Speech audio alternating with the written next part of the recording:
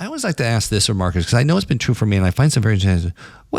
Brian, what is the best advice you've ever been given? Like, I don't know, think back. You can name people or not name them. I don't care how you go at the thing. But what do you think is the best advice you look back? I have been fortunate to have a ton of really good bosses. Totally. You've worked in some phenomenal places. Yeah. There was one piece of advice that it's sort of like unexpected for maybe this context, but I'll try to do my best to bring it back around. I was working for Rapp in New York. Yeah. And they had asked me to move to lead the London office. And I was excited to take the move. My boss at the time in New York was English.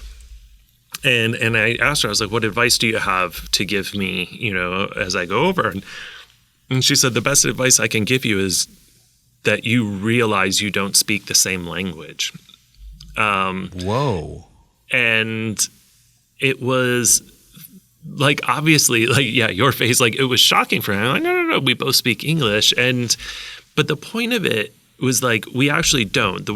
Be conscious of the fact that, the words that you use, the phrases, the colloquialisms are not all the same. And for me, what that really like cemented and embedded was something that I already had, but like it just wasn't like totally front of mind, was a relentless pursuit of curiosity and not assuming to know something.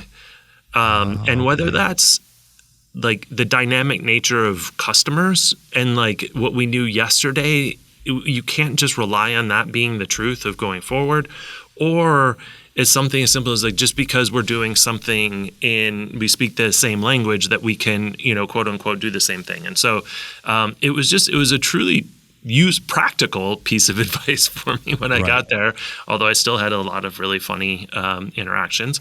But it really cemented my like never-ending sense of curiosity and what our CEO here refers to as customer obsession.